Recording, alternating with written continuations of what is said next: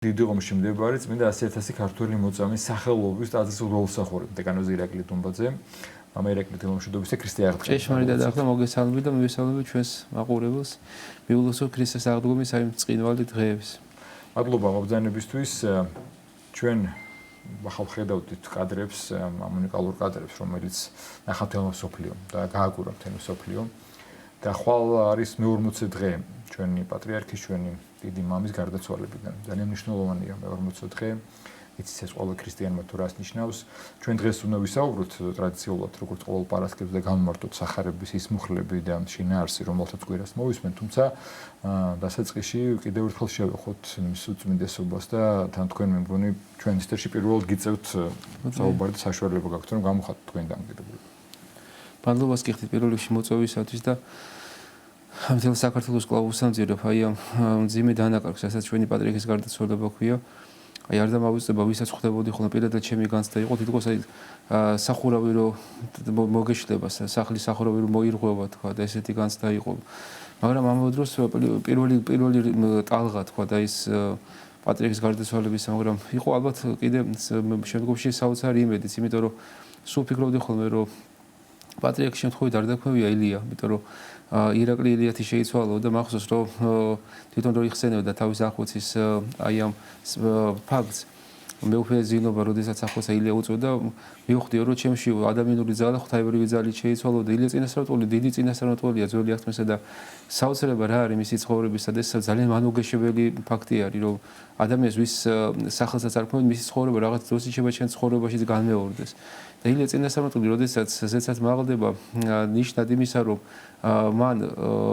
ღირსეულად იღვაწა ამ ქვეყანაზე ტოვებს თავის ძალის ძვირფას წინასწარმეტყველს ასევე ელისეს და ფაქტი არის ცნობილი ფაქტი არის ხო რომ ილიას თუ დიდი მადლი ჰქონდა ელისეს ორმაგი მადლი მიეცა კიდე ილიას ლოცვი და მე მჯერა რომ პატრიარქის ეს მეოხება ზეცაში ღმერთისადმი ჩვენი სამშობლოს მიმართ დედა ეკლესიის მიმართ იქნება ის რომ ვისაც დატოვებს აირჩევენ შემდგომში ხომ მჯერა რომ პატრიარქის ლოცვით მასაც ორმაგი მადლი ექნება რომელიც პატრიარქის აი ამ დაწყებულ და აღორძინებულ საქმეს ღირსეულად ასე თქვა გააგრძელებს პატრიარქთან დაკავშირებით რა შეიძლება თქვა 50 კაცი 50 წელი საქართველოს უყურებდა მის მარტო პატრიარქობას და ყველაზე ძვირფასი კიდე რასაც მე ამ ჩემ ცხოვრებაში აი რაღაცნაირად ვცდილობ რომ მისგან მაგალითად ავიღო არის ის რომ როგორ ბავშვობიდან ღვთისადმი შეწირული ადამიანი აი თქვა ხშირად ადამიანები ფიქრობენ რომ აი როგორ უნდა ვიცხოვრო რა უნდა გავაკეთო და აი მაგალითი პატრიარქისა რომ როგორ რისთვის ვცხოვრო ჩვენ ამ ქვეყანაზე ხო და პატრიარქის ცხოვრება ახლა მაგალითი არის მართლა რომ და მისი ყრმობიდან ღმერთისადმი მსახურებაზე მიძღვნილი მსახურება არის და მადლობა ღმერთს ამისათვის რომ აი ყოველ ცხოვრების ყველა ეტაპზე შეიძლება რაღაცა შემდგომში მე თქვა მისი ცხოვრება დაიწერება ხო ყველა ეტაპზე შეიძლება რაღაცა ყრმამ თავისი ყრმობის საშუალო მაგალითი აიღოს თქვა ბოზარდმა მოზარდობის მაგალითი აიღოს თქვა ჭაბუკმა ჭაბუკობის მაგალითი და ახლა ღვთისმსახურმა კიდე ღვთისმსახურების მაგალითი მიიღოს პატრიარქისა როგორი უნდა იყო ღმერთის წინაშეც სამშობლოს წინაშეც და ადამიანის წინაშეც და ახლა ყველა ვინც მოდიოდა ხოლმე ხო რაღაცნაირად ყველა ცდილობდა რომ თავისი პატარა თქვა თქვენ უფრო მეტი შეხება ქონიათ მაგრამ რაღაცა დოზი ჩვენს გქონდა შეხება მადლობა ღმერთს უწმინდეს პატრიარქთან ეს იყო სემინარიაში და აკადემიაში სწავლის პერიოდი ის მადლობა ღმერთს რომ ღმერთმა ეს წყალობა ჩემს ცხოვრებაში მოიღო და უწმინდეს ის რექტორობას დაემთხვა მახსოვს რომ რაღაც ერთი პერიოდის სემინარიაში პრობლემა შეიქმნა რაღაც პრობლემა იყო მოკლედ სტუდენტებთან დაკავშირებით და მახსოვს უწმინდეს თხოვეს რომ იქნება თვითონ უწინამძღვროთ ამ რექტორი თქვენ იყოთ ამ სასწავლებლისო არ დამოვიწყო პირველი დღე როდესაც უწმინდესი გახდა რექტორი და რომ ხა მობრძანდა და დილა უთენია გვეძახია რომ გამოდითო კარიდორშიო გაშლილი არის მაგიდები რომ ესე რომ ტრაპეზი რომ იაკობ მოციქულს მე ეს მახსენდება და ის იაკობ მოციქულის ეპისტოლეში არის ესეთი სიტყვები რომ სანამ ადამიანს სულიერზე დაუწყებო ქადაგებას ჯერ ხორციელი მიეცი რომ სულიერის ფიქრის დროს ხორციელზე არ ფიქრობდესო და ახრი მართლა მაგალითი იყო უწმინდესის მობრძანება იყო ყოველთვის ძალიან დიდი დღესასწაული ჩვენთან მაგრამ აი ამ კიდე ამ ფაქტს ჩემს ცხოვრებაში ერთი რაღაცა უძღოდა ეს სხვა ტელევიზიაშიც მოახსენე უბრალოდ აქაც ამ ტელევიზიიდანაც გავახმოვანი ეს იყო ჩემი სემინარიაში სწავლის მეორე კურსი იყო და მახსოვს რომ იმ პერიოდში სასწავლებელი საპატრიარქოში შემაჯამებელ კონფერენციას ამზადებდა ხოლმე ყოველწლიურად და რატოღაც დავივალდებული მე რომ უნდა გამეკეთებინა თემა რომელიც ეხებოდა სვათაშორის პატრიარქთანაც იყო დაკავშირებული იმიტომ იმ პერიოდში იყო რომის პაპი ჩამოსული საქართველოში ივანე პავლე მეორე და მახსოვს რომ რაღაც ახლა როგორც წესი არის საკურთხეველში არ შეიყვანეს სვეტიცხოვლის საკურთხეველში და ამაზე ატეხეს ერთი ამბავი ატეხეს ქართველმა ისტორიკოსებმა რომ პატრიარქს უწოდებდნენ სტუმართ მასპინძლობას რომ და ახსენებდნენ რომ გიორგი თაწმნელიო შეხედე როგორი დიდებული ქართველი არისო როგორი მართლმადიდებელიო და გიორგი თაწმნელი ამბობს თვითონ თავის ცხოვრება აი ამ თავის ცხოვრებაში მოთხრობილი არის რომ როდესაც მას აკითხებენ ლათინების სწავლებასთან და სწავლობასთან დაკავშირებით გიორგი თაწმნელი ამბობს რომ წესჩვეულებითი მხარეებიო არაფერი ყურადღება მისაქცევი არ არის თავარი სარწმუნოება მართალი იყოსო და აი გიორგი თაწმნელი რას ამბოსო და პატრიარქს მოკლედ დაუწონებდნენ სტუმართ მასპინძლობას და რატოღაც დაინტერესდი ამ თემით რას ამბობს მართლა გიორგი თაწმნელი და მახსოვს რომ იმ პერიოდს დაემთხვა რაღაც ძალიან ძიმე განსაცდელი ჩემი ცხოვრებისა დარჩენილი არის 4 თუ 5 დღე კონფერენციამდე და დაწერილი საერთოდ არაფერი არ მაქვს ერთი გვერდი მაქვს დაწერილი და დამებარის სემინარიაში რასაკეთებ არაფერი არ გაქვს მოტანილი და ახერხებ თუ არა და თემის დაწეროს მეც ვითხარი მე უფრო დოსითი არის დღეს ჩვენი დეკანი იყო ძალიან წინვალი ადამიანი და მე ვთხარი კი რაღაცა მოახერხებ და არ დამავიწყდა შაბათის აღამორი და ჩასული ვარ სიონში პატრიარქი ლოცვას აღავლეს და აი შესაძლოა კარგად ვდგარ და პატრიარქთან ზურგით და არ დამავიწყდება ეს შინაგანი რაღაცა განსაცდელი რო ხარ აი არის რა გააკეთე უწმინდეს ზურგიდან ვეძახი ჩუმად აი ჩუმი ღაღადება რასაც ქვია რომ უწმინდესო დამეხმარი უპატრიარქო დამეხმარი უწმინდეს აი თავს ვიცი რომ ჩემი თუ რაღაცა ღვთაებრივი ძალა არ ჩაერია ამაში ფიზიკურად მე ვერაფერს ვერ გავაკეთებ და არ დამავიწყდა მე პატრიარქის კიდე კურთხევა იყო რომ თუ რაღაცა კიდე რო გიჭირთ აუცილებლად მითო მე ჩემი მოძრუსო ვინც მე ახუცაო მეოფიზინობის საფლავზე სამი მახსოვს სიო და მე პირველად მოხვდი მაშინ ნეველის ტაძარში და როგორც 4 დღეში თემა დავწერე ეხა თემა როგორი გამოვიდა ეს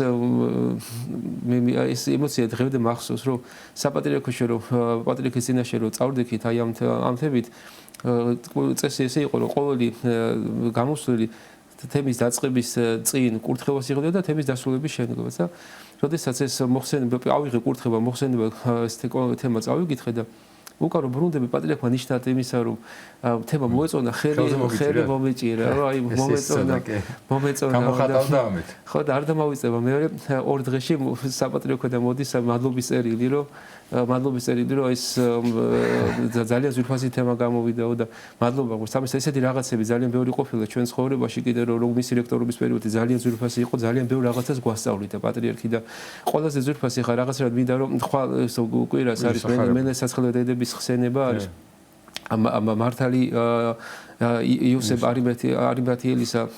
ნიკოდიმოსისა მათი ხსენება არის და რაღაცა დოზით მინდა რომ პატრიარქის აი ეს მსახურება და აი ეს ორი თემა ერთმანეთს დავაკავშირო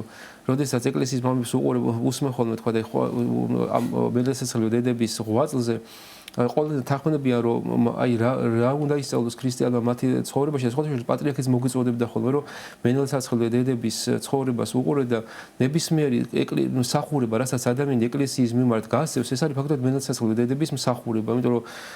წირვაში საგანგებოდ მოიხსენიება ხოლმე აი როდესაც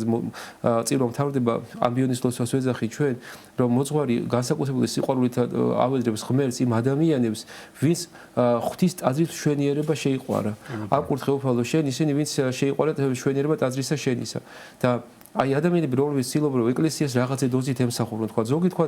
ფიზიკურად ასუფთავებს ზოგი ცდილობს რომ რაღაცა თქვა შემწეობა მისცეს ტაძარს თქვა ტაძრმა ფუნქციონობა შეძლოს თქვა ზოგი ათმობის გადასახადს იხდის ხო ნებისმიერი მსგავსი სახურება არის მენელსაცხელე დედების მსახურება მაგრამ ეს ადამიანები კიდე რით იყვნენ გამორჩეულები მარკოზის სახარებას წავიკითხავ ჩვენ კვირა დღეს რით იყო გამორჩეული ამ ადამიანების მსახურება რომ მიუხედავად იმისა რომ მოციქულები შეშინებული მამაკაცები შეშინებულები არიან მათ გული არ უთმენს რომ ისინი წარმივიდნენ აი ამ მასხურის სამსაფლავთან და თავიანთი ბოლო მსახურება მათ არ აღასრულონ იმიტომ რომ ებრაულის ჯურის თანახმად რახან მაცხოვრის გვამი სხეული ნიკოდიმოსმა და იოსებ არიმათიმა უნდა გადმოხდეს ჯური და ხალხს აღარ შეეძლო რომ იქ მსახურებაში მონაწილეობა მიიღო. და ეხლა ამ ორი ადამიანიც კიდე 8 წელი რითი არის გამორჩეული რომ თუ კი თავიდან ისინი მალავენ აი ამ ქრისტესთან მათ მსახურებას მათ ამოწაფებას, იმიტომ რომ ნიკოდიმოსი ღამით მიდის ქრისტესთან და ფარული მოწაფე არის. სხვადასხვა რეგიონის სახარებაში არის მოთხრობილი ეს ფაქტი, რომ როდესაც ებრაელები სინოდრის წევრები გამოუტანენ მათ სხვა სასიკვდილო განაჩენს უკვე რომ უნდა მოიკლას ეს ადამიანი. მაშინ ნიკოდიმოსი კითხვას სვამს, რომ თუ ჩვენი რჯული დაჭის ადამიანს, რომელსაც სანამ თავიდან მის სიტყვას არ მოისმენს და მე ნიკოდიმოსი უნდა შენ ქრისტიანი ხარ, რომ წაიკითხო წინასწარმეტყველი არ უნდა არავინ არ მოდისო ნაზარეთიდან და ნიკოდი ანალოგიური იოსებ არიმათელის თუ კი მანამდე რაღაცა დოზით მალავენ ისინი თავიანთი სარწმუნოებას უკვე მათ მიეცათ საშუალება რომ ის მათი სიყვარული ღვთისადმი და ერთგულება ამით გამოხატო გამოავლინო და ფაქტი არის ამის შემდეგ რომ ისინი უკვე დევნილი არიან ებრაული საზოგადოებისაგან როგორც გადმოცემა არსებობს ესე იგი ნიკოდიმოსი გამალიელთან გააგრძელებს ცხოვრებას დევნილი არის ამ სინოდისგან გარიყული იოსებ არიმათელი კიდე მიდის ბრიტანეთში და ბრიტანელები თავიანთ განმანათლებლად მიიჩნევენ წმინდა იოსებ არიმათიელს. როდესაც ეკლესიის მამები აი ამ ხას უსვამენ ამ მენელსაცდელების ზღვას, ერთ რაღაცაში თანხმდებიან, რომ აი თქვა, სადღაც ეკლესიის მამათა გონება არის ძალიან ძვირფასი, რომ რაღაცა მოვლენას სხვადასხვა კუთხიდან დაგანახებენ, თქვა. ზოგიერთი მამა თქვა, მათ უშიშრობას უსვამს ხას, რომ როგორი უშიშარნი არიან ისინი ღმერთთან აი ამ ფაქტის წინაშე, რომ დევნილები არიან, მაგრამ ღმერთი იმენად უყვართ, რომ აი ამ სიყვარულში შიში გვერდზე განიდევნება. და მოგვიწოდება ჩვენ ქრისტიანებს, რომ ქრისტიანი უნდა იყოს უშიშარი. უშიშარი ხანდახან როგორც უხორცო და სხვათა შორის აი ამ უშიშრობაზე ვფიქრობდი, გამახსენდა ჩვენი პატრიარქის ასევე აი დამოკიდებულა გახსოვთ კორონავირუსი რო გავრცელდა, რა მოხდა მაშინ მთელ მსოფლიოში ტაძრები დაიკეტა და როგორ მახსოვს ბერძენი სასულიერო პირები როგორ ასე თქვა შეგვენატროვდნენ რომ შეხედეთ ამ პატარაერსო რა გააკეთესო მათო ეხა საამაყო ეს ჩვენი პატრიარქისადმი მორჩილებამ გამოიწვია და მისმა შინაგანად წმენავ რომ თუ კი ღმერთთან ახლა რიღასი გეშინია და დაი თუნც მოუკვდეთ ჩვენ ხო ვიცით რომ ქრისტეს წინაშე სიკვდილი არ არსებობს ჩვენი გარდაცვალება სიკვდილის სიცოცხლეში გრძელდება ეს უშიშრობას ეკლესიის მამები ხაზგასმულად აქცევენ ყურადღებას რომ ქრისტიანი უნდა იყოს ღმერთთან ურთიერთობაში უშიშარი და პლუს ამას ყველაფერს საფუძვლად უნდა ქონდეს ძალიან დიდი სიყვარული. ეს არის გვაჩვენებს მენაცაცხლე დედება, მაგრამ ერთი წმინდა მამა წმინდა ეგნედე ბრიანჩანიოს აქვს ძალიან საოცარი ქადაგება და სწავლება ამ თემასთან, როდესაც აი ამ მენაცაცხლე დედების ღვაწს იხსენებს, აი როგორი სწავლება ესე იგი მიდიათ მენაცაცხლე დედები აი ამ სხვადასხვა ამ კვირა დღის სახარებაში იქნება ამოკითხული ეს ფრაგმენტი და კითხვას სვამენ რომ ვინ გარდააგორებს ლოცს ამ საფლავისაგან და წმინდა მამა ესეთ რაღაცას ამბობს რომ ეხლა როდესაც განმარტელები სახარებას განმარტავენ ზოგი თქვა ისტორიულად განმარტავს ზოგი თქვა რაღაც აი ფიზიკურად თქვა რაღაცა კონტექსტ გაგვიცხადებს და გაგვიცხოველებს ასე ვთქვათ, მაგრამ არის მამები რომელიც სიმბოლურად განმარტავენ თქვა სახარებას, რომ ვთქვათ, აი ქრისტეს საფლავი არის ჩვენი გულიო, ეგ წმინდა ეგნეტი ამბობს და გული რომელიც უნდა ყოფილიყო ღვთის ტაძარი და ეს ტაძარი გადაიქცა ასე საფლავად. იმიტომ რომ მასში კი არის ღმერთი, მაგრამ ღმერთი მკვდარი არის და რითი არის მკვდარი? ჩვენი ცოდვებით. და აი ყველაზე მძიმე რაც აი ამ საფლავზე არის მიგორებული ეს ლოდი ეს არის ყველაზე მძიმე ცოდვა, რომელსაც ეკლესიის მამები ხშირად უგრძნობელობას უწოდებენ. აი როგორი საოცრება არის ხა. წარმოიდგინეთ ქრისტიანი არის ადამიანი მონათლული არის დათლისღების გზით მის გულში ქრისტე შევიდა ეს გული უნდა ყოფილიყო ტაძარი ღვთისა, იმიტომ ჩვენ ხო სასუფეველს სადღაც შორეულ საუკუნეში არ ველოდებით, ან ჩვენ აქვე ველოდებით ამ სასუფეველს და მაცხოვრის მოწოდებას როგორ არის, თქვენი გულები უნდა გადაიქცეს ღვთის სასუფეველად, ტაძრად, სადაც ადამიანი ღმერთს ემსახურება და აი ამ კუთხით წმინდა პეტრე მოციქულს აქვს საოცარი სწავლება, რომ ყველა ქრისტიანი თავის ცხოვრებაში უნდა იყოს მღვდელი, რომ მღვდელი მარტო ის კი არ არის, ვინც თქო ტაძარში დგას და ღვთის სახურებას აღასრულებს. მღვდელი არის ადამიანი, ვინც თავის შინაგანში ღმერთს უსიტყვობს და უსისხლობს, სხვებს შესწირავს და უსისხლობს და სიტყვიერი არის ჩვენი ლოცვა. და ეს უგრძნობელობის ლოდი არის მეგობრებული მოკლედ აი ამ საფლავზე და ეს წმინდა მამა ძალიან საინტერესოდ ხადაგებს რომ რა მოიტანა ჩვენ ცხოვრებაში ეს უგრძნობელობა. ნუ ხარი ადამიანები თქვა ქრისტიანი არის როგორც კითხავით ნათლისღების გზით ქრისტე მისმაში არის დამკვიდრებული მაგრამ ქრისტემ მკვდარი არის უყურებ ადამიანს არაფერს არ გაძლევს მასთან შეხება იტყვის რომ ქრისტიანია არის ბავშვს არ დამავიწყდება ჩემს ბავშვობაში ერთხელ ახალი ანთებული ვარ შინაგანად სარწმუნოებით და მინდა რომ ყველას გავაგებინო რომ ეკლესია როგორი დიდებული არის და მახსოვს ჩემს ახლობელთან შეკრებილები ვართ თავისა მეგობრები არიან მუსულები და ერთი გოგონა ამბობს რომ მე გალობელი ვიყავიო და ეს ვიყავიო ცოტა ყურში ცუდად მოხდა რას ქვია იყავი და აღარა ხარ როგორ შეიძლება თქვა ადამიანი ტაძარს აი რაღაცე დოზი ტაძარს შეეხო და მე შენ იქიდან წამოხვიდე და მაგრამ სამწუხაროდ ესეც ხდება ხოლმე ხო რომ ადამიანი თქვა იწყებს რაღაცა მსახურებას მე მის გულში თითქოს ღმერთი კვდება და კვდება რითი როცა ადამიანი აი თავის აი ცხოვრების წესად აირჩევს მიწისადმის მსახურება სხვადასხვა ძალიან საინტერესო არის ამ ხრივ აი მასხურის ქადაგებას რომ როდესაც ამ საუბრობს თესვარით თესლის დასათესად გამოვიდაო და ზოგიო მიწაზე დავარდა გზაზე დავარდაო ზოგიო კლდოვანზეო ზოგი ეკლოვანზეო ზოგი კიდე ნოყირი ნიადაგზე დავარდაო და ერთი საოცარი სიტყვა არის აი ეკლოვან ნიადაგზე დავარდილი ადამიანების გული როგორი არის რომ ეს ადამიანები არიან რომ ვიცი ამ სიტყვას რომ ძალიან მიიღებენ დიდი სიხარულითო მაგრამ ამ წუთი სოფლისადმი ზრუნვამო და სასტური სიმდიდრისა ადამიანის ცხოვრებაში აი ამ მართვას ახშობს და ეკლესიის მამები ამბობენ რას რომ ხო აი თქვა მე მინდა რომ გავიგე რომ გავაცნობიერე რომ ჩემი ცხოვრება დასასრულისკენ მიდის და მინდა რომ შევცვალო აღარ მინდა რომ უგრძნობელი ვიყო უგრძნობელი არ მინდა რომ საღვთო საგნებისადმი მიმართ ვიყო იმიტომ რომ აი თუ ლოცვაზე ვდგება მინდა რომ ლოცვა ღირდეს მართა და არ იყოს მართა არ გავრბოდი ამ ლოცვიდან თქვა წმინდა წერილს ვკითხულობ არ მინდა რომ ეს წმინდა წერილი რაღაც მართა საგაზეთო სტატიისავით იყოს რომ წავიკითხე და აღარაფერი არ დატოვა ჩემს გულში მინდა რომ შეიცვალო ჩემს ცხოვრებაში წირვაზე რომ ვდგება მინდა რომ ჩემო გულმა რაღაცა იგრძნოს და მაგრამ ხდება ხოლმე რომ ადამიანის ეს მცდელობები ხშირ შემთხვევაში არის აი უშედეგო ასე თქვათ და იქ სწორედ აი ხარი საოცარი რამე რასაც ეკლესიის მამები ამბობენ რომ აი ვინ გარდააგოროს ლოდი კარის ამისგან საფლავის ადამიანის ძალისხმევით ფიზიკურად შეუძლებელი არის რაღაცა და ეს აი ლოდის გადაგორება მაგრამ ჩვენ გვჯერა რომ ღვთაებრივი მადლის ემოქმედება რომ როცა ადამიანში მოქმედებს მადლი და ვისში მოქმედებს ეს მადლი როდესაც ღმერთი ხედავს ადამიანის შრომოს და წვალოს და უნდა რომ რაღაცა მის ცხოვრებაში შეიცვალოს აი ღმერთი ასეთი ადამიანის გულს აჯილდოებს აი მადლი და ეს მადლი გადააგორებს აი ამ ლოდს და ხშირად ხდება ხოლმე რომ ადამიანი რომელიც აი ეკლესია თქვა კლავ ღვთისაკენ მოიქცევა შეიძლება ერთ დღეს არა ორ დღეს არა მაგრამ გადის რაღაცა პერიოდი და მისი გული კლავ ათრთოლდება ღმერთთან ურთიერთობის და პირველი ნიშანი ეს არის გულის სიჩვილი რასაც ეკლესიის მამები უწოდებენ ესე სირბილე თქვა შეიძლება ცრემლი გაჩნდეს შეიძლება კლავ გულმოწყალება გაჩნდეს და ეხლა ამ თემაზე რომ ფიქრობდი კიდე გამახსენდა ესეთი საოცარი რამე კიდე ხალხასა ბიჭის აღსარება ჩავებარი აბასწინათ და დიდი ხანი ეკლესიაში არ ყოფილა და ესე იგი ესეთი რაღაცას მამობს რომ აი მამო მეგონა დაკარგული ვიყავი უკვე რა მაგრამ ჯარში მსახურობს დაკარგული ვიყავი რა გაგები თუ ბავშვობაში ეკლესიაში დაიარებოდა მე როგორც ხდება ხოლმე რომ აი სიჭაბა ადამიანის გამოდის უკვე თავისუფალებას მოიპოვებს სულწლოვანი არის და როგორც ხდება აი სიჭაბუკის წოდები შემოეპარება ხოლმე ადამიანს და მე რაღაცა ცხენი ეკლესიაში მოსვლისა ღმერთის წინაშე წარდგომისა და როგორც ჯარისკაცი ვალდებული ვიყავი პატრიარქის ცხედართან ვდგარიყავიო და სასწაული მოხდა უკვე ცრემლები თავისი მოდიოდაო და ვცდილობდი რომ ცრემლები შევეკავებინა მაგრამ ხან გამოდიოდა ხან არ გამოდიოდა მივხვდიო რომ რაღაცა ჩემს ცხოვრებაში შეიცვალაო და ეს მოსული იყო ახსარებაზე და თან ის უხაროდა რომ მანოდეო ჩემ მეგონა რომ ჩემი ცხოვრება დამთავრდა მაგრამ აი ამ დღეებაო რაღაცა ჩემი გული კვლავ გააცოცხლაო და მინდა რომ კვლავ ღმერთთან დავბრუნდეო და ეს ერთი მაგალითი კი არა რამდენი ადამიანი მოვიდა მახსოვს რომ პატრიარქოს პირობა მივეციო ცხმის ცხედართან რომ ვიყავი რომ პატრიარქოს პირობა მივეციო რომ ჩემ ცხოვრებას შევცვლიდიო და აი მადლობა ყოს ახლა მელესაცხლე დედების ზღვაც რო უყურებ თქვა და აი ამ დიდ სასწაულს რასაც ქრისტე ღმერთი ჩვენ ცხოვრებაში აკეთებს ღმერთი ხო მარტო ესე არ მოქმედებს